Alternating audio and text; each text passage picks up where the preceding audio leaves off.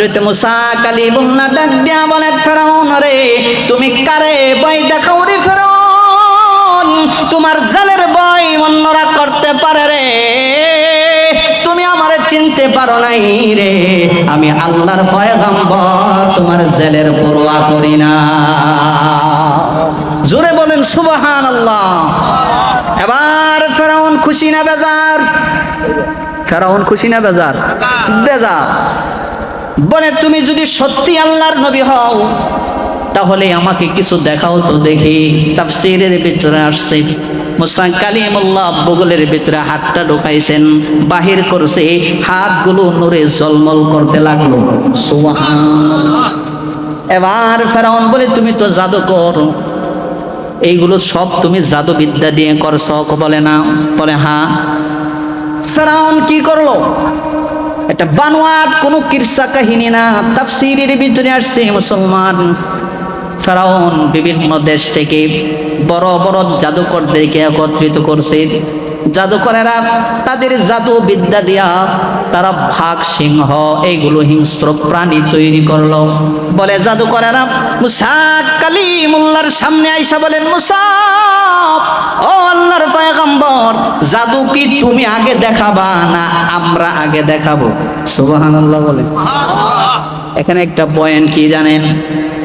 জাদুকরেরা বলতেছে, পয়গম্বর জাদু আপনি আগে দেখাবেন না আমরা আগে দেখাবো? মুসা কালিমুল্লাহ বলে আপনারা আগে দেখান। জাদুকরেরা তাদের জাদু দিয়া বাঘ, সিংহ, সাপ, হিংস্র প্রাণী তৈরি করলো। মুসা কালিমুল্লাহর দিলের ভিতরে ভয়, সামান্য একটু ভয় চলে আসছে। আল্লাহ তাআলা ডাক দিয়া বলেন, পয়গম্বর ভয় পাওয়ার কিছু নাই, টেনশন করার কিছু নাই। তুমি কি মনে করেছো স্টাফ প্রতিষ্ঠিত গভর্নমেন্টের বিরুদ্ধে ময়দানে তোমার একা নামাইয়া আমি আল্লাহ তামসা দেখতেছি?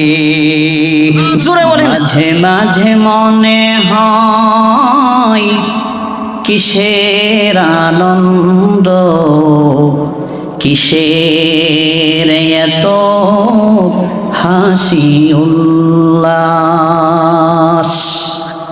একদিন মরতে হবে,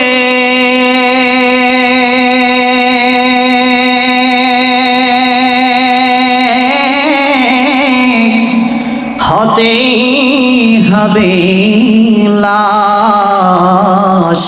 ঠিক কিনা? মাঝে মাঝে মনে হয় কিসের আনন্দ, কিসের এত হাসি উল্লাস। মা বাবা ভাই বোন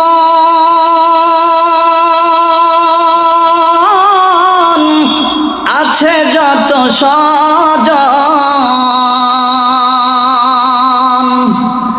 সব কিছু ছেড়ে কোথায় হবে বসবাস?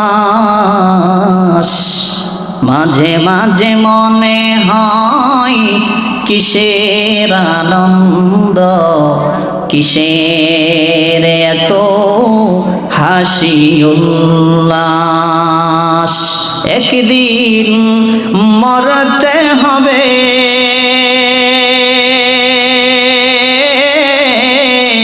হতেই হবে লাশ। মাঝে মাঝে মনে হয় কিসের আনন্দ, কিসের এত হাসি উল্লাস। করেছি যত পাপ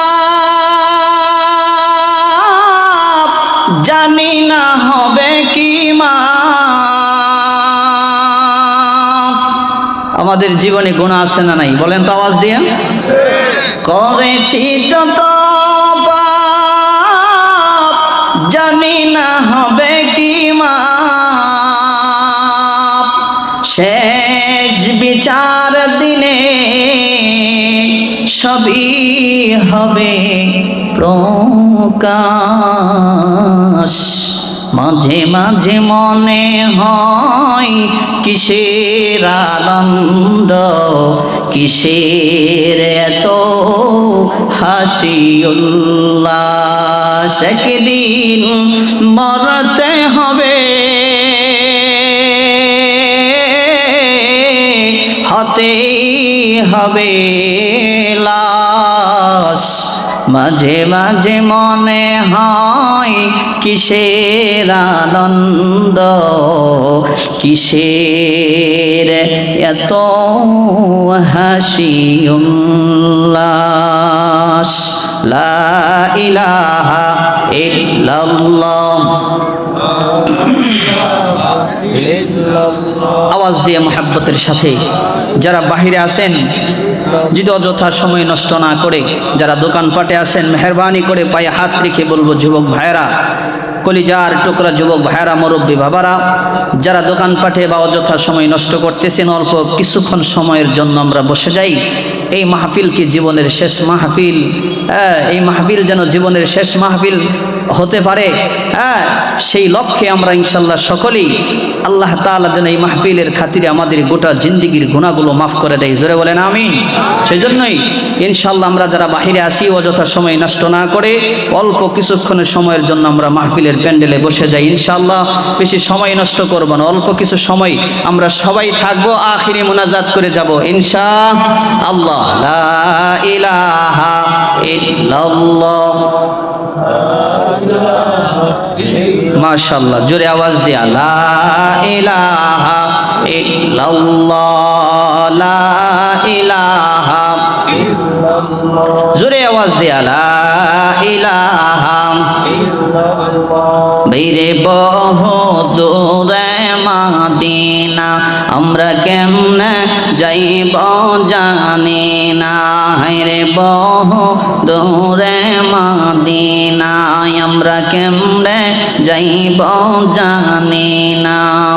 দয়া কর দয়ার আল্লাহ, দয়া কর দয়ার আল্লাহ, মিঠাও মনের বাসনা। লা ইলাহা ইল্লাল্লাহ, লা ইলাহা ইল্লাল্লাহ। জন্নতেরি হুর নারী, জন্নতেরি হুর নারী, এই নামেরি মতওয়ারা। লা ইলাহা ইল্লাল্লাহ, লা ইলাহা ইল্লাল্লাহ। জোরে আওয়াজ দিয়া লা ইলাহা ইল্লাল্লাহ, লা ইলাহা ইল্লাল্লাহ, লা ইলাহা ইল্লাল্লাহ মুহাম্মাদুর রাসূলুল্লাহ। জবান খুলে আওয়াজ দিয়ে সকলে পড়ি সাল্লাল্লাহু আলাইহি ওয়াসাল্লাম। আলহামদুলিল্লাহ। ঐতিহ্যবাহী সাগরদিঘি বাজার, ব্যাপারীপাড়া, বাইতুল আকসা কেন্দ্রীয় জামে মসজিদের উদ্যোগে তৃতীয় বার্ষিক তাফসিরুল কোরআন মাহফিলের সম্মানিত সভাপতি, বিশেষ অতিথি এবং আমন্ত্রিত মুআজ্জাজ মুহতারাম হযরত উলামায়ে কেরাম, পিতৃতুল্য মুরব্বিয়ান, কলিজার টুকরা যুবক ভাইরা, পর্দার আড়ালে সম্মানিতা মা এবং বোনেরা, সর্বপ্রথম আমি আপনাদের কাছে জানতে চাচ্ছি, প্রিয় সাগরদিঘি বাসী, আপনারা সকলেই কেমন আছেন? আলহামদুলিল্লাহ। আর একটু আওয়াজটা জোরে দিলে ভালো হতো। জোরে বলেন, কেমন আছেন? আলহামদুলিল্লাহ। আল্লাহ তাআলা আমাদেরকে সুস্থতা নামক নিয়ামত দিয়েছেন, ঠিক কিনা? ভালো রাখার মালিক কে বলেন তো? যিনি ভালো রাখতে পারেন তিনি কে? এই সময় এই টাইমে অনেক মানুষ অসুস্থ হয়ে হাসপাতালের বেডে আছে না নাই? আল্লাহ তাআলা আমাদেরকে সুস্থতা নামক নিয়ামত দিয়া সামিয়ানার নিচে জান্নাতি পরিবেশে গুনাহ মাফের জায়গায় বসিয়ে দিয়েছেন। এতে আমরা খুশি না বেজার? সবাই খুশি তো? জোরে চিল্লাইয়া বলছি আলহামদুলিল্লাহ। আরেকটু আওয়াজ দিয়ে আলহামদুলিল্লাহ। আমরা সবাই খুশি, ঠিক কিনা? এখন আল্লাহ আমাদের উপর খুশি না বেজার? যেহেতু আমরা মাহফিলে প্রোগ্রামে এসে জান্নাতি পরিবেশে আলামা হজরতের সম্মুখে বসে এই সামিয়ানার নিচে বসে গুনাহ মাফের জায়গায় বসতে পেরেছি, আমরা আল্লাহ তাআলা আমাদেরকে বসিয়ে দিয়েছেন, সেই জন্যই আল্লাহর উপর আমরা খুশি। আল্লাহ আমাদের উপর খুশি কিনা? আওয়াজ দিয়ে বলেন খুশি কিনা? প্রিয় ভাইয়ার আমার, দুনিয়ার জমিনে বসে বান্দা যখন আল্লাহর প্রশংসা করে, আল্লাহ তাআলা আসমানে ফেরেশতাদের সাথে ওই বান্দার প্রশংসা করে থাকে। সুবহানাল্লাহ। আচ্ছা বলেন তো দেখি, আসমানে যেই বান্দার প্রশংসা হয়, যেই বান্দার কথা হয়, যেই বান্দার আলোচনা হয়, যেই বান্দার প্রশংসা করা হয় নূরের তৈরি ফেরেশতাদের মাধ্যমে আমার রব আল্লাহ, তাহলে ওই ব্যক্তিটা, যেই ব্যক্তি জমিনের বুকে আল্লাহ তাআলার প্রশংসা করে, আল্লাহ আসমানে ওই বান্দার প্রশংসা করে, তাহলে ওই ব্যক্তিটা দামি না কম দামি? আওয়াজ হয় নাই, জোরে বলেন দামি না কম দামি? তাহলে নিশ্চিত আল্লাহ তাআলার প্রশংসা আমরা করলাম, আল্লাহ আসমানে আমাদের প্রশংসা করতেছে, এখন আমরা দামি না কম দামি? আল্লাহ তাআলা আমাদেরকে দামি বানিয়ে বসিয়ে দিয়েছেন, আমরা খুশি তো? প্রিয় ভাইরা আমার, অনেক মানুষ, রাত্র অনেক হয়ে গেছে, অনেক মানুষ ভাবছিল আমি মাহফিলে যাব, বাড়ি থেকে নিয়ত করছিল, কিন্তু প্যান্ডেলের নিচে বসার সুযোগ হয় নাই। ওই চাষতলে মেলায় বসে আছে, আড্ডা দিবে, আবার বাড়িতে চলে যাবে। বিবি সব যদি জিজ্ঞাসা করে কোথায় গেছিলাম মাহফিলে, কেমন আলোচনা হয়েছে, ওয়াজ কেমন, বিশাল, বলো তো দেখি, মনে নাই। কারণ কি, সে ওয়াজ শোনে নাই, আওয়াজ শুনেছে। কথা কয় না, সে ওয়াজ শুনছে না আওয়াজ শুনছে? আওয়াজ শোনার কারণে কোনো ফায়দা হয় নাই। আচ্ছা, কিছুক্ষণ সময় যদি আমরা এখানে এই মুজাকারা করি, কিছু সময় যদি আমরা এখানে আল্লাহ এবং রাসূলের কথাবার্তা বলি, আখিরি মোনাজাত করে কে কে যাব? হাত দুটা দেখান তো। নারায়ে তাকবীর, জোরে নারায়ে তাকবীর। আল কোরআনের আলো আল্লাহ কবুল করুন, জোরে বলেন আমিন। ওয়াদা করছেন, কথা দিছেন, কেউ যাবেন না, উঠবেন না, আখিরি মোনাজাত করে যাব ইনশাআল্লাহ। প্রিয় ভাইরা আমার, আল্লাহ সুবহানাহু ওয়া তাআলা আমাদেরকে আসমানের নিচে জমিনের বুকে অসংখ্য দামি নিয়ামত দিছে কি দেয় নাই? আওয়াজ দিয়ে বলেন তো। আল্লাহ তাআলা যদি আমাদেরকে নিয়ামত না দিতেন, তাহলে দুনিয়াতে আমরা বেঁচে থাকতে পারতাম? সম্ভব ছিল? আমি একটা নিয়ামতের কথা বলি, আল্লাহ তাআলার সমস্ত নিয়ামতগুলাই দামি না কম দামি বলেন তো? সব নিয়ামতগুলাই দামি, তবে স্পেশাল কিছু দামি নিয়ামত আছে। তার ভিতরে একটার নাম হলো অক্সিজেন। নাম কি? অক্সিজেন।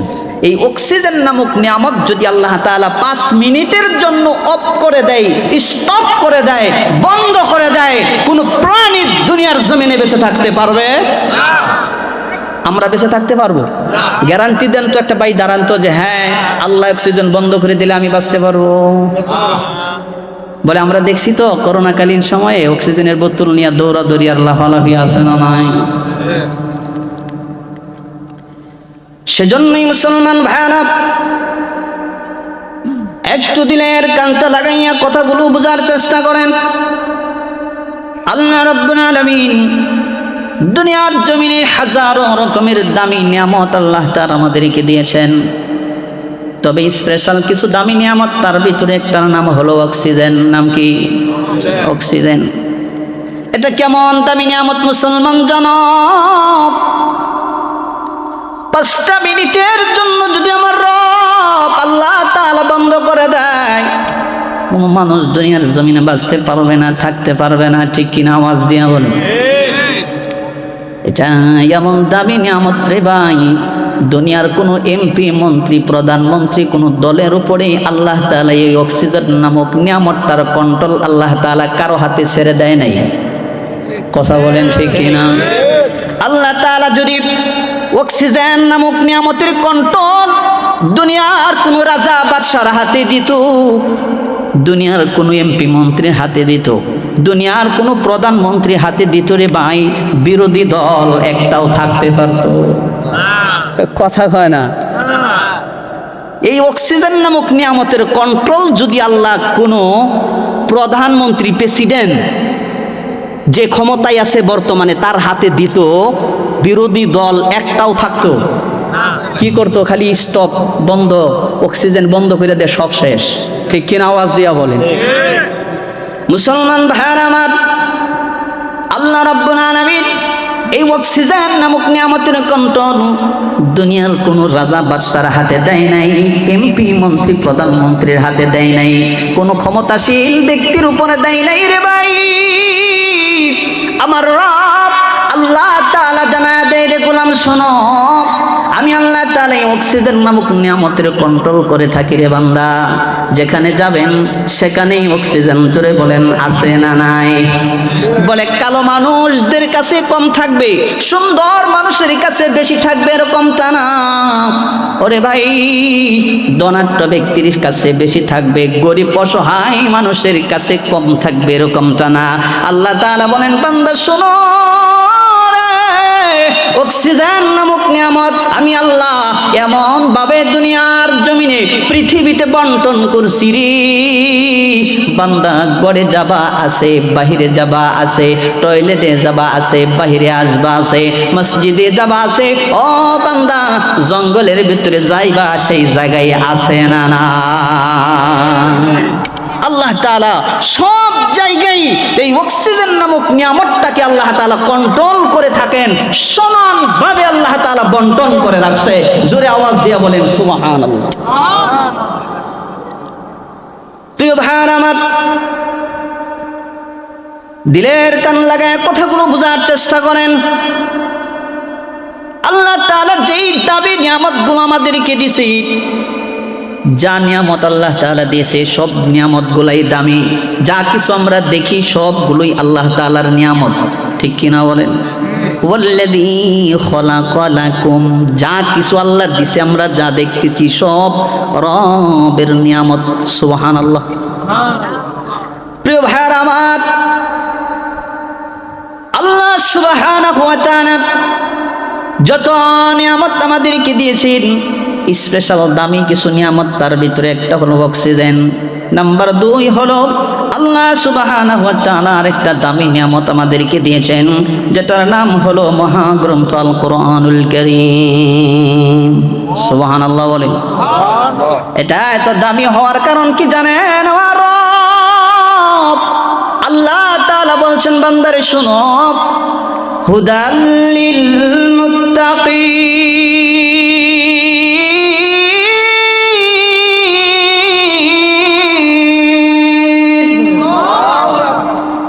হুদাল লিল মুত্তাকিন, বলে মুত্তাকিদের জন্য এই কিতাব হলো হেদায়েতের একটি কিতাব। হুদাল লিল মুত্তাকিন, বলে মুত্তাকিদের জন্য এই কিতাবটা হলো হেদায়েত স্বরূপ। সুবহানাল্লাহ বলে।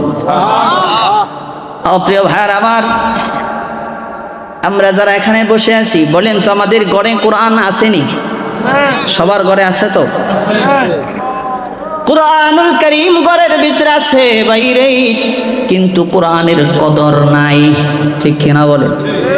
বলে ঘরের ভিতরে আলমারির উপরে, শোকেজের উপরে, তক্তার উপরে, বলে বিভিন্ন জায়গায় কোরআনুল কারীম রেখে দিয়েছি।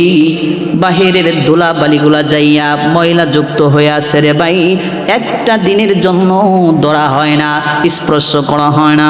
বলে দিনের পর দিন, সপ্তাহ পেরে মাস চলে আসে ভাই, মাসের পরে বছর, বছরের পর বছর চলে যায়, একটা দিনের জন্য কোরআনুল কারীমের তেলাওয়াত নাই এমন ঘর বাংলার জমিনে আসে না নাই? শান্তি শান্তি করো মুসলমান, শান্তি কেমন করে আসবে রে? শান্তি শান্তি করো, শান্তি কেমন করে আসবে? ঘরটা যদি জান্নাতি ঘর বানাইতে চাও, পয়গম্বর আরবি সাল্লাল্লাহু আলাইহি সাল্লাম বলছেন, উম্মতেরা, ঘরটা যদি জান্নাতি ঘর বানাইতে চাও রে, কোরআনুল কারীমের তেলাওয়াত আওয়াজ ঘরের ভিতরে চালু করে দাও। আল্লাহর কসম করে বলি, ঘরটা আমার রব জান্নাতি ঘর বানাইয়া দিবে। কিন্তু ঘরের ভিতর স্টার জলসা জি বাংলা আছে না নাই? কয় না, কথা আছে কিনা? আমি ঘরের ভিতরে স্টার জলসা জি বাংলা রাইখা শান্তি শান্তি করো, শান্তি আসবে না। স্বামী স্ত্রীর ভিতরে মিল মোহাব্বত ভালোবাসা আসবে না, ঠিক কিনা বলেন? স্টার জলসা জি বাংলা লাথি মেরে ঘর থেকে তাড়িয়ে দাও মুসলমান, ঘরের ভিতরে কুরআনুল কারীমের তেলাওয়াত চালু করে দেন। আল্লাহর কসম করে বলি, ঘরটা রব জান্নাতি ঘর বানাইয়া দিবে। রাজি আছেন সবাই? আছেন রাজি? কুরআনুল কারীমের তেলাওয়াত করব ইনশাআল্লাহ। জোরে বলেন ইনশাআল্লাহ। প্রিয় ভাইরা আমার, মনোযোগ আছে তো সবার নাকি? মনোযোগ দেন ইনশাআল্লাহ। কিছুক্ষণ সময় চলবে তো নাকি? আমি আপনাদের সম্মুখে মহাগ্রন্থ আল কুরআনুল কারীমের সূরাতুস সফের 10 এবং 11 নম্বর আয়াতে কারিমা তেলাওয়াত করেছি। আল্লাহ সুবহানাহু ওয়া তাআলা এই আয়াতগুলোর ভিতরে কি বলেছেন, আমাদেরকে কি মেসেজ দিয়েছেন, আমাদের জানার দরকার আছে না নাই বলেন? সূরার নাম হলো সূরাতুস সফ। সূরার নাম কি? সূরাতুস সফ। আল্লাহ সুবহানাহু ওয়া তাআলা বলছেন, ইয়া আইয়ুহাল্লাযীনা আমানু হাল আদুল্লুকুম আলা তিজারাতিন তুনজিকুম মিন আযাবিন আলীম।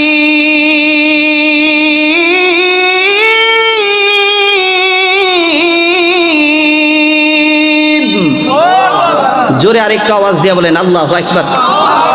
আল্লাহু আকবার আওয়াজ জবান থেকে বাহির হইতে কষ্ট হয়? কৃপণতা করেন? যদি কারো কষ্ট হয় বা কৃপণতা মনে হয়, তাহলে বুঝবেন ঈমানের ভিতরে বেজাল আছে। কথা বলেন ঠিক কিনা? আল্লাহু আকবারের আওয়াজ জোরে কেন বলবেন? জাকুনি মেরে। আল্লাহু আকবারের আওয়াজ যদি কোনো ব্যক্তি জবান থেকে জাকুনি মেরে বাহির করে দেয়, আল্লাহু আকবার বলে জবানের কীটগুলো আল্লাহ তাআলা দূর করে দেয়।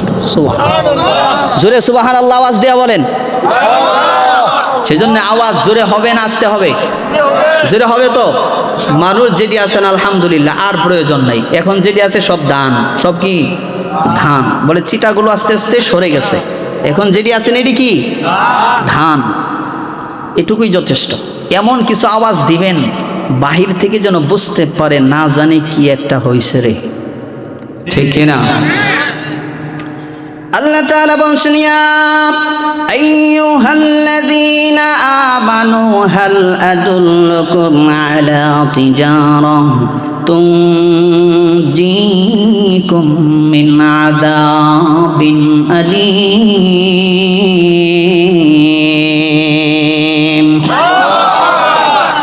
আল্লাহ সুবহানাহু ওয়া তাআলা বলেন, বান্দারে শোনো, দুনিয়ার সমস্ত ইমানদার ব্যক্তিদেরকে আল্লাহ তাআলা ডাক দিয়া বলেন, আমানু হাল আদুল্লুকুম আলা তিজারা।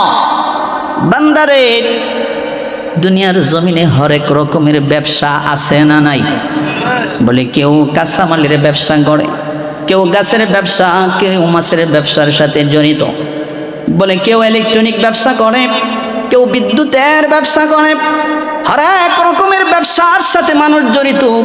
আমার রব আল্লাহ তাআলা বলেন, বান্দারে, ও ইমানদারেরা শোনো, তোমরা যদি আমি রবের সাথে একটা ব্যবসা করতে পারো রে বান্দা, হাল আদুল্লুকুম আলা তিজারা, আমি আল্লাহ তাআলা আমার সাথে ব্যবসা করার কারণে হাল আদুল্লুকুম আলা তিজারা তুনজিকুম মিন আযাবিন আলীম, যন্ত্রণাদায়ক শাস্তি থেকে আমি আল্লাহ মুক্তি দিয়া দিব।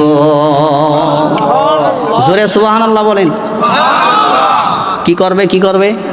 যন্ত্রণাদায়ক শাস্তি থেকে আল্লাহ মুক্তি দিয়ে দিবে আল্লাহর সাথে যদি একটা ব্যবসা করতে পারি। আল্লাহ তাআলা একটা ব্যবসার কথা বলছেন। কি বলছেন? ব্যবসার কথা। সেই ব্যবসাটা জানার দরকার আসেনি? প্রিয় ভাইয়ার আমার, আল্লাহ তাআলার সাথে যদি আমরা ব্যবসায় লিপ্ত হতে পারি, আমার রব আল্লাহ সুবহানাহু ওয়া তাআলা বলেন বান্দারে এক নাম্বার পুরস্কার তোরে আমি দিব আগফির লাকুম, তোর জিন্দেগীর গুনাহ মাফ করে দেব। সুবহানাল্লাহ বলেন।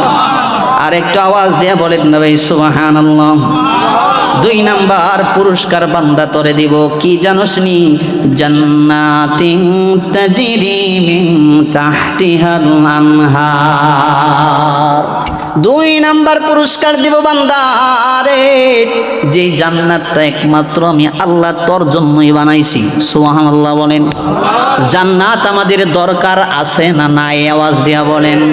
কেন কেন কেন মুসলমান শোনো রে, এমন সুন্দর করে এমন সিস্টেম করে আমার রব আল্লাহ তাআলা আমাদের জন্য জান্নাত বানাইছে রে, যেই জান্নাতের ভিতরে ঢুকলে পরে খালিদিনা ফিহা লা ইয়াবগুনা আনহা হিওয়ালা।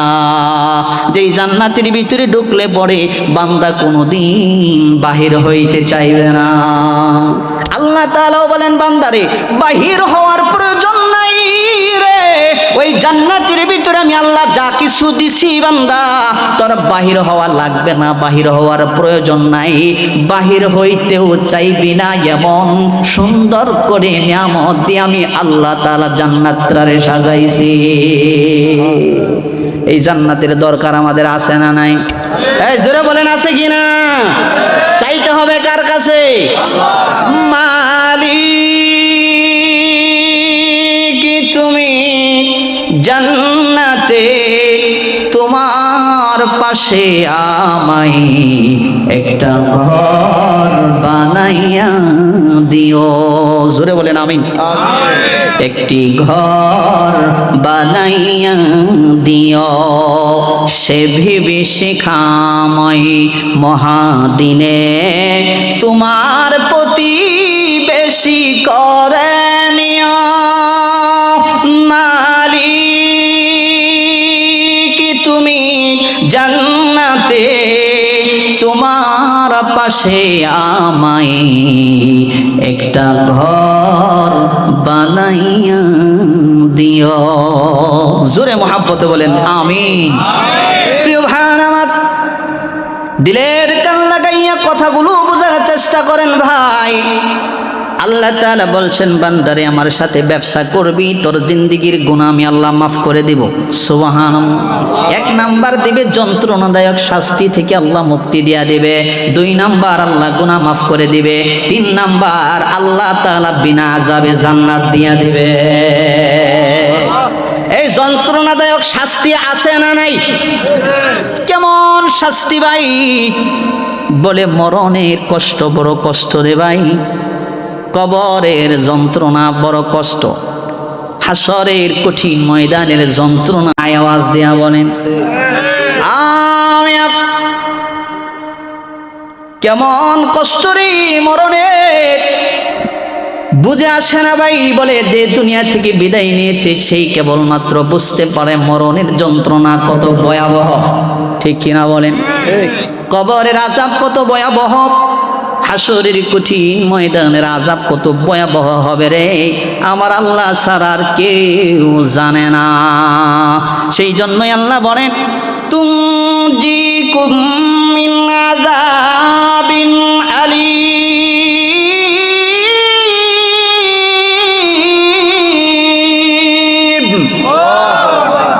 বান্দা ব্যবসা করবি রে আমার সাথে, আমি যেই ব্যবসার কথা তোদেরকে বলে দিলাম, তুই যদি করতে পারিস যন্ত্রণাদায়ক শাস্তি থেকে আমি আল্লাহ মুক্তি দিয়া দেব। দুই নাম্বার আসেন, আগে পুরস্কারের কথাগুলোই বলতেছি। দুই নাম্বার হলো আল্লাহ তাআলা গুনাহ মাফ করে দিবে। সুবহানাল্লাহ বলেন। এবার আওয়াজ দিয়ে বলেন আমাদের জীবনে গুনাহ আছে না নাই? এমন কেউ আছেন এখানে বলতে পারবেন যে আমার জীবনে গুনাহ নাই? আছে তো সবার জীবনে, কারো কম কারো বেশি, কম আর বেশি সবারই জিন্দেগিতে গুনাহ আছে না নাই? আছে। জান্নাতের আগে আল্লাহ তাআলা ক্ষমার ঘোষণা করছেন। কেন বলেন তো দেখি? যেই জান্নাত আল্লাহ তাআলা আমাদেরকে দিবে, এই জান্নাতটা পাক না নাফাক? একবার আওয়াজ দেয়া বলেন। আল্লাহ কি নাফাক করে জান্নাত বানাইছে? বলে না, পবিত্র করে, পরিষ্কার করে, পরিচ্ছন্ন করে আল্লাহ তাআলা জান্নাত সাজিয়েছেন। সুবহানাল্লাহ। আল্লাহ তাআলা বলেন, বান্দারে জান্নাতের আগে ক্ষমার ঘোষণা দিয়েছি, কেন জানোনি? বান্দারে যেই জান্নাতের ভিতরে আমি আল্লাহ তোমারে ঢুকাইব, জান্নাতটা তো পাক, কিন্তু আমরা গুনাহ করি, আমাদের জীবনে গুনাহ আছে। গুনাহ পাক না নাফাক? আওয়াজ দিয়া বলেন। গুনাহ নাফাক, আমরা গুনাহ করি, সেই জন্যই আমরাও নাফাক। আমরা কি নাফাক? আল্লাহ তাআলা সেই জন্যই বলে, বান্দারে জান্নাতের আগে আমি আল্লাহ তাআলা ক্ষমার ঘোষণা করছি, কেন জানো? ওরে বান্দা, আমার জান্নাতটা তো পাক, পবিত্র করে আমি আল্লাহ জান্নাত বানাইছি। ওই পবিত্র জান্নাতে অপবিত্র দেহ নিয়ে কেমন করে বান্দা তুই ঢুকবি? সেই জন্যই আমি রব আল্লাহ তাআলা আগে ক্ষমার ঘোষণা করে দিয়েছি। রে বান্দা, তোর তামাম জিন্দেগির গুনাহগুলো মাফ করে, তোরে পবিত্র করে, পরিষ্কার করে, পরিচ্ছন্ন করে আমি আল্লাহ তাআলা পবিত্র জান্নাতের ভিতরে ঢুকাইয়া দেব। জোরে বলেন সুবহানাল্লাহ। আল্লাহ তাআলা আমার কত দয়ালু, আমার রব, আমার আল্লাহ কত দয়ালু। টাকার মতো যদি আল্লাহকে ডাকতে পারেন মুসলমান, বলে 80 বছরের গুনাহ নিয়া, 80 বছরের নাফরমানি দেহ নিয়া একটা বার যদি তওবা করে মালিকের কদমে সিজদা দিয়ে যদি ফিরে আসতে পারেন, আমার মালিক ডাক দিয়া বলে, বান্দারে তুমি যে বুঝতে পারছো, সেই জন্যই আমি আল্লাহ তোমারে মাফ করে দিলাম। বলে 80 বছরের গুনাহ মাফ করে দেয় আমার আল্লাহ। সুবহানাল্লাহ। একটা বার যদি ডাকার মতো ডাকতে পারেন, একটা বার যদি আপনি ডাকার মতো ডাকতে পারেন, রবের কদমে যদি সেজদা দিতে পারেন, আল্লাহ তাআলা বলে যত অপরাধ করো না কেন সমস্ত গুনাহগুলোই যিনি মাফ করে দেয়, আওয়াজ দিয়া বলেন তিনি কে? সেজন্যই ডাকতে হবে কাকে? আওয়াজ দিয়া বলেন, ডাকতে হবে কাকে? আল্লাহকে। বলে ইমানদারেরা, বলে যারা ঈমান এনেছে, যারা ঈমানদার, যারা মুত্তাকি, যারা মুমিন, বলে দুনিয়ার কোনো কিছুইকে তারা ভয় পায় না, বলে দুনিয়ার কোনো কিছুর উপর ভরসা করে না। বলে খাঁটি মুমিন যারা, একমাত্র তারা আল্লাহর উপর ভরসা করে। ঠিক কিনা বলেন? কার উপরে ভরসা করে? আল্লাহর উপর ভরসা করে। খাঁটি মুমিন কোনোদিন কাফের বেঈমানের সামনে, নাস্তিকের সামনে কোনোদিন মাথা নত করে না। আওয়াজ দেয়া বলেন ঠিক কিনা? সেজন্যই মুসলমান ভাইয়ার আমার, বলে সাহাবায়ে কেরামদের উপরে এত নির্যাতন, এত অত্যাচার, এত জুলুম, বলে ঈমানের জন্য তারা জীবন দিয়েছে, রক্ত দিয়েছে, শহীদ হয়েছে, তারপরেও কাফের বেঈমানের সামনে মাথা নত করে নাই। বলে জীবন দিছে রে, কিন্তু ঈমান দেয় না। ঠিক কিনা বলেন? জীবন দিয়েছে কিন্তু তারা ঈমান দেয় নাই। সেই জন্যই তো আল্লাহ তাআলা বলছেন, আমিনু কামা আমানান নাস, ঈমান আনো তাদের মতো যারা ঈমানের জন্য জীবন দিয়েছে, রক্ত দিয়েছে, কিন্তু বেঈমানদের সামনে কোনোদিন মাথা নত করে নাই। ঠিক কিনা? আওয়াজ দিয়া বলেন। মুসলমান ভাইরা আমার, একটা বার যদি দিলের কানটা লাগাইয়া কথাগুলো শুনেন, তাহলে বুঝতে পারবেন হযরত মুসা কালিমুল্লাহর নাম আমরা সবাই শুনছি। ঠিক কিনা বলেন? আল্লাহ তাআলার একজন পয়গম্বর, যিনি সরাসরি আল্লাহ তাআলার সাথে কথা বলতেন। সুবহানাল্লাহ। যার নাম হযরত মুসা কালিমুল্লাহ। মুসা কালিমুল্লাহর জামানায় কুখ্যাত জালেম সন্ত্রাসী একজন, যার নাম ছিল কি জানেন কি আপনারা? কুখ্যাত সন্ত্রাসী জানেন কি নাম ছিল? জানেন কেউ? ফেরাউন। ফেরাউন। বলেন কি নাম? ফেরাউন। এই ফেরাউনে এত অত্যাচার করছে, এত নির্যাতন করছে, এত জুলুম করছে, তারপরেও আল্লাহর রাস্তা থেকে মুসা কালিমুল্লাহ কোনোদিন ফিরে আসে নাই। আওয়াজ দিয়ে বলেন ঠিক কিনা? এবার আসেন ঘটনা বলা আমার উদ্দেশ্য না, শুধু এতটুকুই আপনাদেরকে বুঝাইতে চাই, খাঁটি মুমিন যারা, খাঁটি ইমানদার যারা, বলে কাফের বেঈমানের সামনে তারা কোনোদিন মাথা নত করে নাই, পূর্বেও করে নাই, বর্তমানেও করবে না, ভবিষ্যতেও করবে না। আওয়াজ দিয়া বলেন ঠিক কিনা? বলে আগেও করে নাই, বর্তমানেও করবে না, পরবর্তীতেও করবে না। এই মিস্টার ফেরাউন কুখ্যাত জালেম, কিতাবের ভিতরে কি আসছে জানেন? বলে ফেরাউনের চাইতে খারাপ ছিল, বলে ফেরাউন ততটা খারাপ ছিল না যতটা খারাপ ছিল তার বন্ধু হামান। কথা বুঝে আসছে? বলে ফেরাউন যতটা খারাপ ছিল তার থেকে বড় খারাপ ছিল তার বন্ধু হামান। বলে হামানের জন্য ফেরাউন আরো বেশি খারাপ হয়েছে। সেই জন্যই বন্ধু নির্বাচনের ক্ষেত্রে অবশ্যই যাচাই বাছাই করে বন্ধু নির্বাচন করতে হবে। বলে সৎ সঙ্গে স্বর্গবাস, অসৎ সঙ্গে সর্বনাশ। আপনি যদি একজন নামাজি ব্যক্তির সাথে বন্ধুত্ব করেন, 2-3 দিন পরে আপনাকে ওই বন্ধু মসজিদে নিয়ে যাবে। আর যদি মদখুরের সাথে বন্ধুত্ব করেন, জিনাখুরের সাথে বন্ধুত্ব করেন, 2-4 দিন পরে মদ খাওয়া শুরু করবে। এই কথা বলে ঠিক কিনা? সেজন্য বন্ধু নির্বাচনের ক্ষেত্রে যাচাই করা লাগবে মুসলমান। দিলের কান লাগায় শোনেন, আমরা জানি ফেরাউনের বাড়ি ছিল মিশরে, কিন্তু ফেরাউনের বাড়ি মিশর ছিল না। আমাদের বাংলাদেশ থেকে প্রবাসীরা বাহিরের দেশে যেরকম কাজকর্ম করার জন্য যায়, ফেরাউন তার দেশ থেকে মিশরে আসছিল কাজ করার জন্য। কিসের জন্য? কাজ করার জন্য আসছিল। আসলেই ফেরাউনের বাড়ি কি মিশর না। আমরা তো অনেকেই জানি ফেরাউনের বাড়ি মিশর, আসলেই মিশর না। লক্ষ্য করে শোনেন, ফেরাউন মিশরের উদ্দেশ্যে রওনা হয়েছে। পথের মধ্যে তার বন্ধু হামান, বাল্যকালের বন্ধু হামানের সাথে সাক্ষাৎ হয়ে গেছে। হামান ডাক দিয়ে বলে, বন্ধুরে কই যাও? বলে মিশরে যাব কাজ করার জন্য। মিশরে কাজ করলে নাকি টাকা পয়সা বেশি পাওয়া যায়। ওরে বন্ধু, বাল্যকাল থেকে একসাথে চলাফেরা করি, তুমি আজকে মিশরে যাইবা, আমার রাইখা হতে পারে না, আমিও তোমার সাথে যাইব। আমিও কি তোমার সাথে যাব, আমারে তুমি নিয়ে যাও সাথে কইরাম। ফেরাউন আর তার বন্ধু হামান দুইজনে ছুটলেন মিশরের উদ্দেশ্যে। মিশর প্রবেশ করার পরে বন্ধু দিলের কান লাগায় কথাগুলো বোঝার চেষ্টা করেন। মিশরে ঢোকার পরে একজন তরমুজ ব্যবসায়ী তরমুজ বাগানে কাজ করতেছে। ফেরাউন আর তার বন্ধু হামান বাগানের কিনারে দাঁড়াইছে। বলে হাঁটতে হাঁটতে পিপাসিত অবস্থায় মালিক ডাক দেয়া বলে, তরমুজ খাওয়ানি? বলে হ্যাঁ, দিলে তো ভালোই হয়। তরমুজ দিছে, খাইছে। খাওয়ার পরে বলে কই যাও? বলে মিশরে যাচ্ছি কাজ করার জন্য। বলে কাজ করার জন্য যাচ্ছ? বলে হ্যাঁ। বলে আমার তরমুজের বাগানে কি কাজ করবা নাকি? বলে কাজ দিলেই তো ভালোই হয়, কাজ করার জন্যই তো আসছি। আমি তার বন্ধু হামান আর ফেরাউন দীর্ঘদিন তরমুজের বাগানে সেই মালিকের কাজ করেছে। কি করছে? কাজ করছে। কাজ করার পরে একদিন হঠাৎ করে মিশরের বাদশা বিজ্ঞাপন দিয়েছে মিশরের কবরস্থানের জন্য দারোয়ান নিযুক্ত করবে। বিজ্ঞাপন দেখে ফেরাউন লাব্বাইক, স্বাস্থ্য বড়ি ভালো তো? বলে আমি হাজির আছি।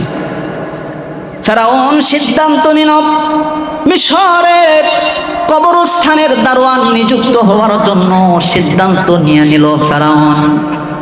বলে হাঁটি হাঁটি করে বাদশার সামনে যখন আসছে, বাদশাও তাকে দেখে পছন্দ হয়ে গেছে, মিশরের দারোয়ান নিযুক্ত করে দিল ফেরাউনকে।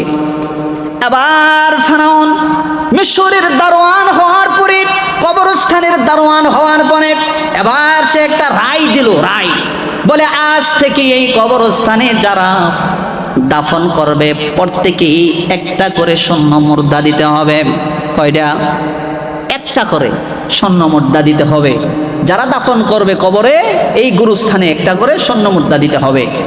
বাদশার আদেশ কর্মে আইন জারি হয়ে গেল, আইন চালু হয়ে গেল। আইন চালু হয়ে যাওয়ার পরে এবার যারাই ওই কবরস্থানে যারাই দাপন করে একটা করে স্বর্ণ মুদ্রা দেয় ফেরাউনকে। এবার হঠাৎ করে মিশরে কলেরা লাগছে। কি লাগছে? এই কথা বুঝেন, কলেরা। কলেরা কলেরা হইলে মানুষ কম মরে না বেশি মরে? হঠাৎ করে কলেরা লাগলো, মিশরে মানুষের মরণ বেশি মাত্রা হওয়া শুরু করে দিলাম। এইদিকে ওই কবরস্থানে মানুষের দাফন বেশি হওয়া শুরু করে দিল, বেশি আকারের স্বর্ণ মুদ্রা পাওয়া শুরু করে দিল ফেরাউন। অল্প কিছু দিনের ভিতরেই ফেরাউন বড়লোক হয়ে গেছে। কি হয়েছে? বড়লোক হয়ে গেছে। মিশরের বাদশাহ এবার আইন জারি করলো রে, বলে যাদের খাজনা বাকি আছে তোমরা জলদি করে খাজনা আদায় করো। প্রত্যেকটা মানুষকে ডেকে বলে তোমাদের যাদের খাজনা বাকি আছে রে জলদি করে খাজনা আদায় করে দাও। ফেরাউন বলে এই তো সুযোগ পাইছি। ফেরাউন বাদশার সামনে যায় বলে, বাদশাহ আমার তো টাকা পয়সার অভাব নাই, আপনি যদি অনুমতি দেন তাহলে মানুষের পক্ষ থেকে, মিশরবাসীর পক্ষ থেকে আমি খাজনা আদায় করে দিতে চাই।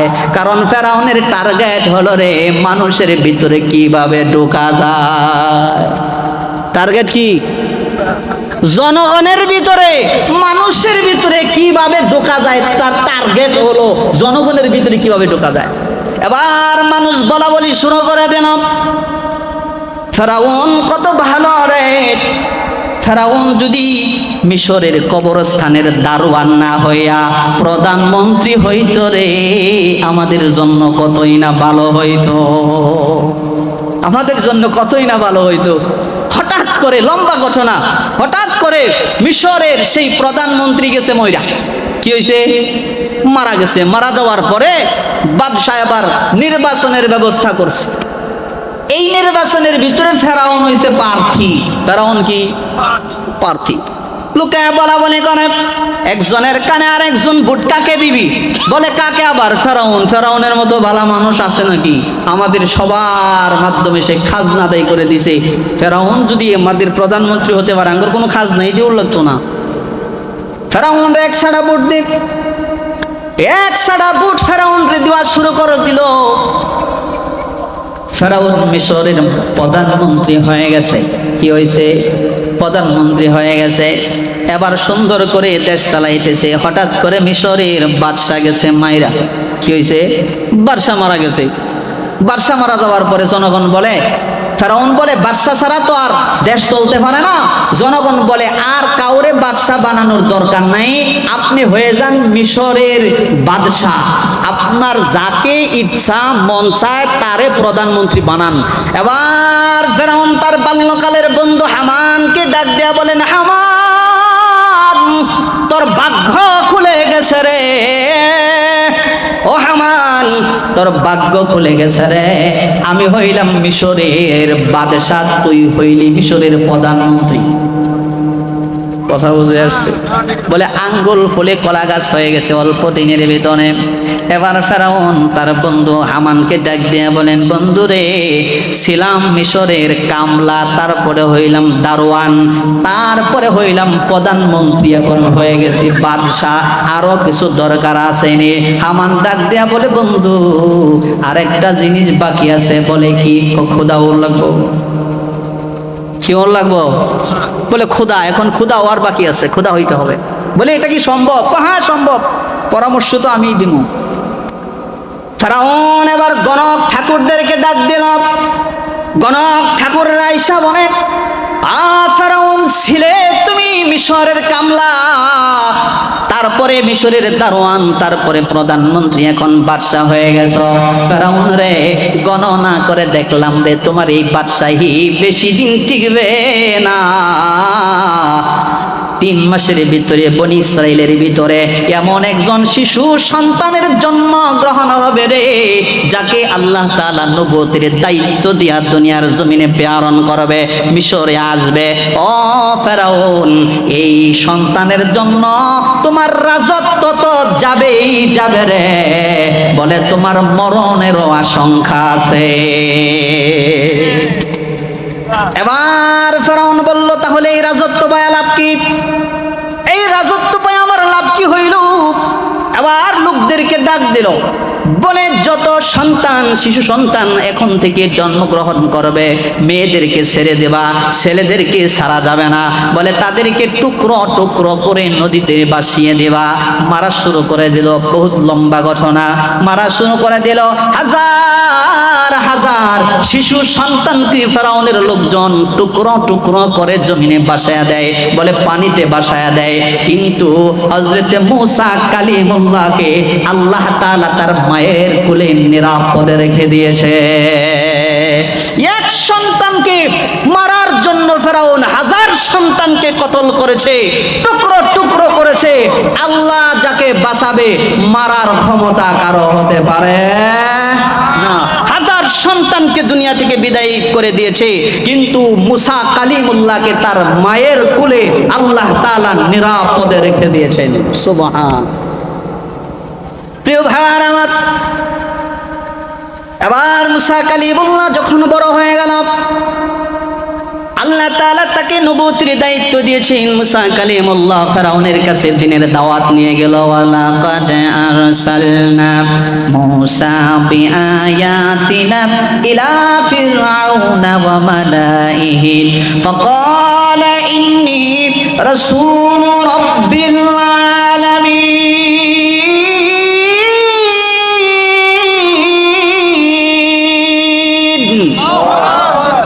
হযরত মূসা কালিমুল্লাহ নবুয়তের দায়িত্ব পাওয়ার পরে ফেরাউনের কাছে যখন দাওয়াত নিয়ে গেলেন, ফেরাউন বলেন, রব, এটা আবার কোন শব্দ? বলে, রবকে?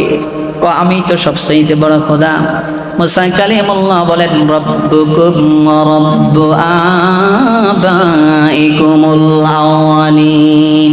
রব তো হচ্ছে তিনি, যিনি আমার রব, তোমার রব, আমাদের রব, তোমাদের রব। সুবহানাল্লাহ, আল্লাহু আকবার। মূসা কালিমুল্লাহ এই কথা বলার পরে ফেরাউন ডাক দিয়ে বলেন, মূসা রে, তোমার সাহসটা কি? আমার বাড়ির দুধ কলা খেয়ে তুমি বড় হয়েছ, আমি তোমাকে বড় করলাম, আর আজকে তুমি নতুন করে ইলা একজন নিয়ে আসছো। মূসা রে, তুমি যদি আমি ছাড়া অন্য কাউকে ইলা বলে মানো রে, লা জাআলান্নাকা মিনাল মাসজুনিন, তোমারে কারারুদ্ধ করে রাখবো, জেলখানার ভিতরে ঢুকায়া রাখবো। হযরত মূসা কালিমুল্লাহ ডাক দিয়া বলেন, ফেরাউন রে, তুমি কারে ভয় দেখাও রে ফেরাউন? তোমার জালের ভয় অন্যরা করতে পারে রে, তুমি আমারে চিনতে পারো নাই রে, আমি আল্লাহর পয়গম্বর, তোমার জেলের পরোয়া করি না। জোরে বলেন সুবহানাল্লাহ। এবার ফেরাউন খুশি না বেজার? ফেরাউন খুশি না বেজার? বেজার। বলে, তুমি যদি সত্যি আল্লাহর নবী হও, তাহলে আমাকে কিছু দেখাও তো দেখি।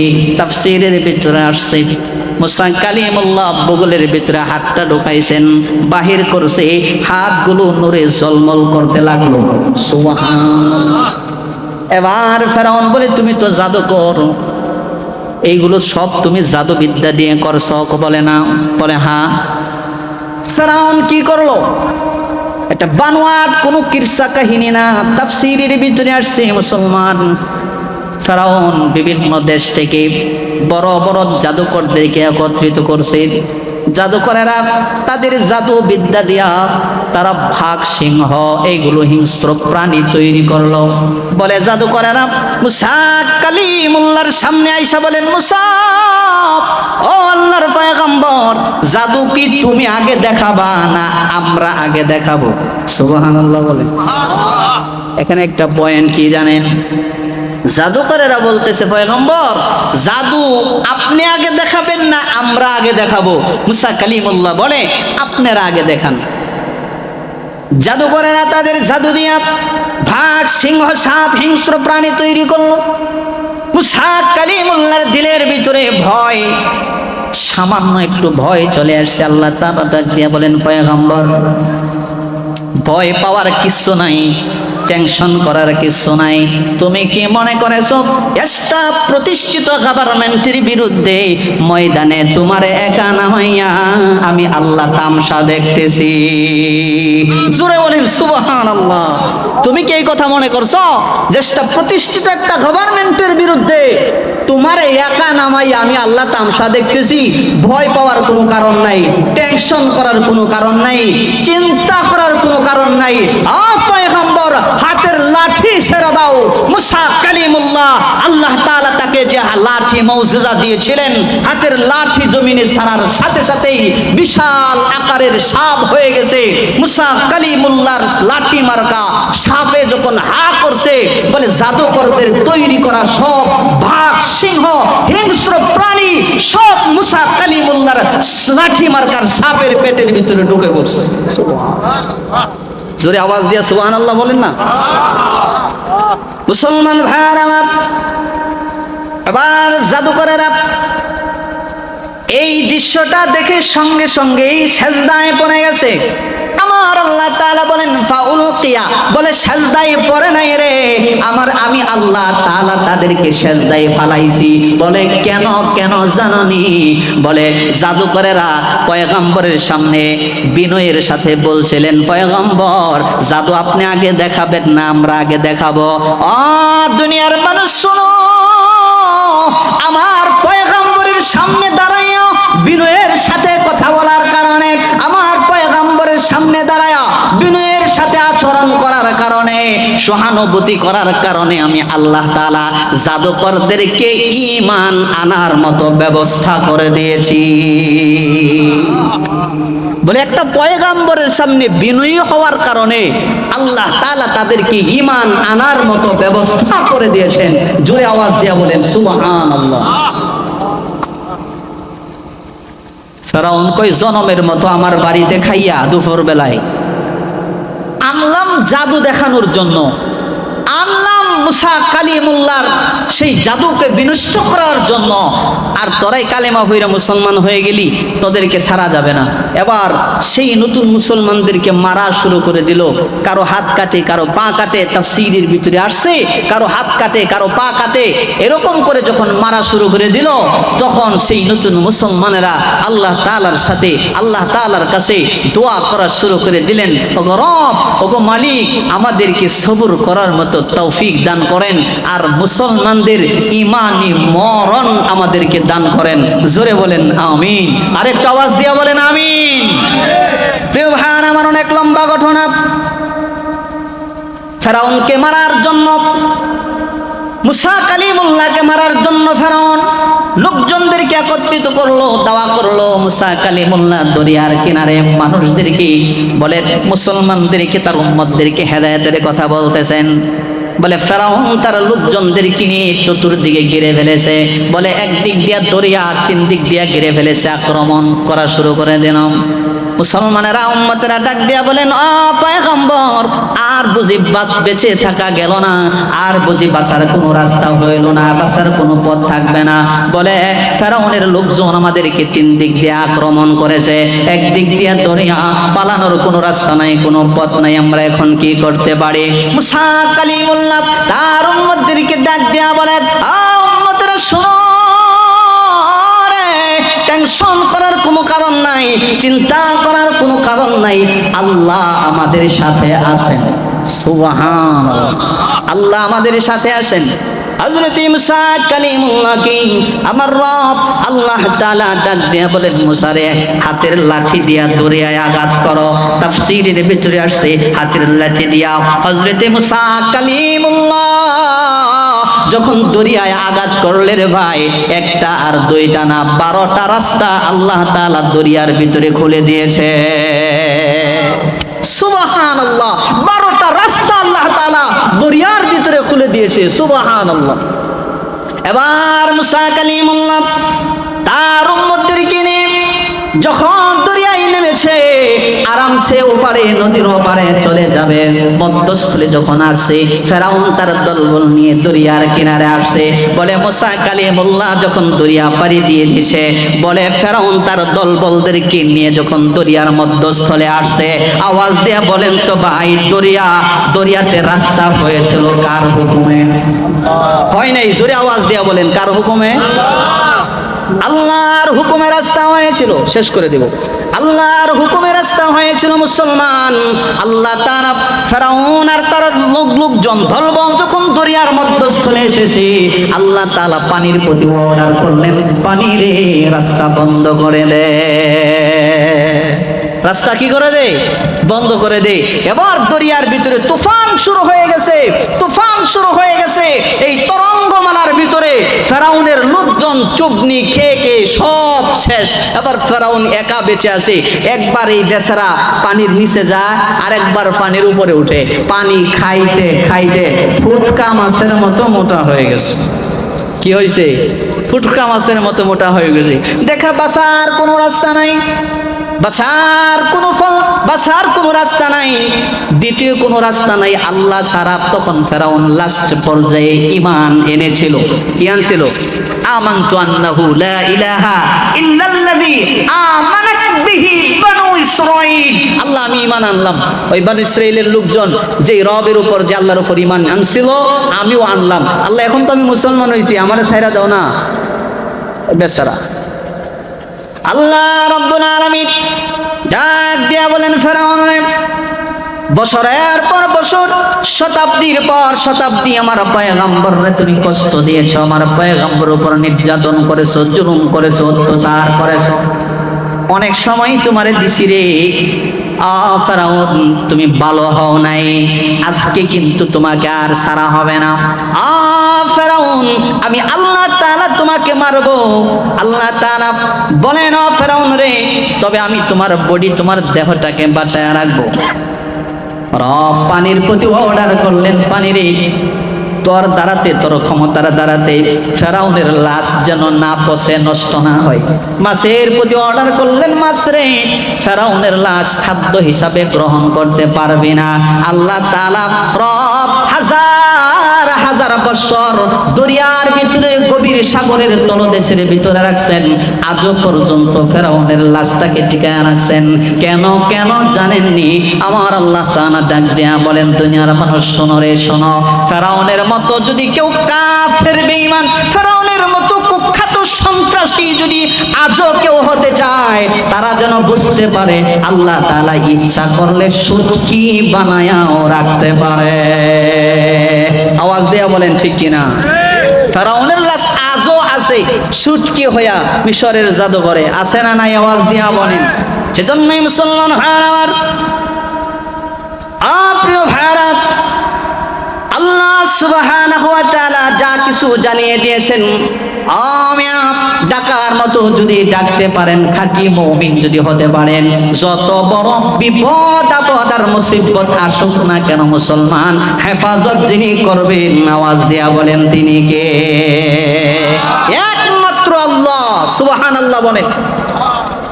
তাহলে এই সূরাতুল সফের 10 এবং 11 নম্বর আয়াতের ভিতরে আমার আল্লাহ সুবহানাহু ওয়া তাআলা বলেন, বান্দারে ইয়া আইয়ুহাল্লাযীনা আমানু হাল আদুল্লুকুম আলা তিজারা। মনে আছে তো? আমার আল্লাহ তাআলা বলেন, বান্দারে তিজারা, একটা ব্যবসা করবারে যন্ত্রণাদায়ক শাস্তি থেকে আমি আল্লাহ মুক্তি দিয়া দেব। তোর তামাম জিন্দেগীর গুনাহ আমি আল্লাহ মাফ করে দেব, আমি আল্লাহ জান্নাত দিয়া দেব। সুবহানাল্লাহ। এখন আসেন, অনেক কথাই তো বলা হলো, যে ব্যবসার কথা আল্লাহ তাআলা আমাদেরকে জানিয়ে দিয়েছেন, সেই ব্যবসাটা কি জানার দরকার আছে না নাই? আওয়াজ দিয়া বলো। সেই ব্যবসাটা হলো কি জানেন? আল্লাহ সুবহানাহু ওয়া তাআলা 11 নম্বর আয়াতের ভিতরে বলেন, তুমিনুনা বিল্লাহি ওয়া রাসূলিহি ওয়া তুজাহিদুনা ফি সাবিলিল্লাহ।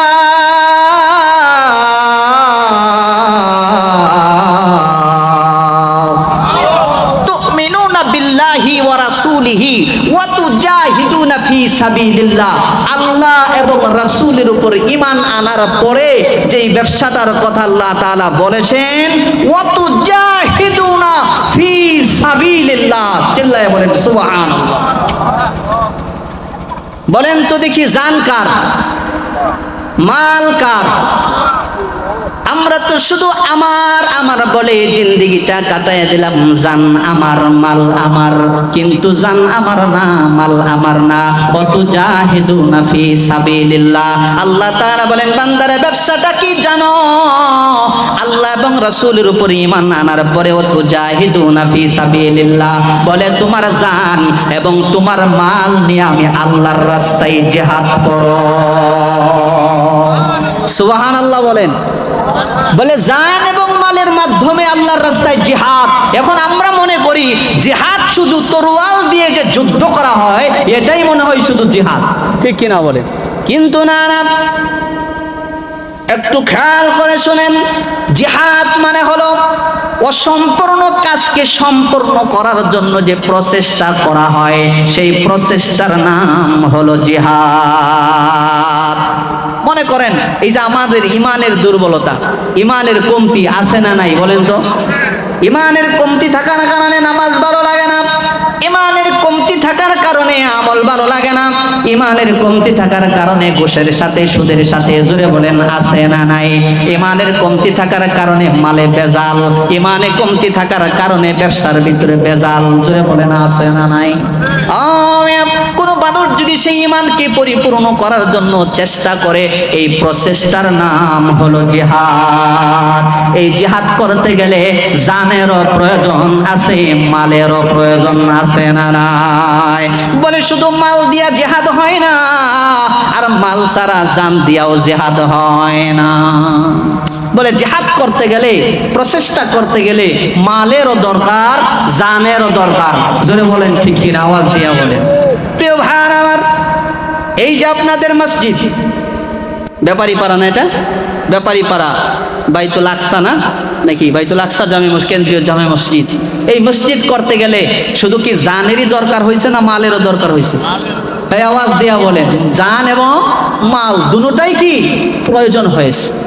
প্রিয় ভাইয়ার আমার, এই যে মসজিদ করার জন্য এই যে আপনি প্রচেষ্টা করলেন, জান দিলেন, মাল দিলেন, এটাও কিন্তু জিহাদ, এটাও কি জিহাদ।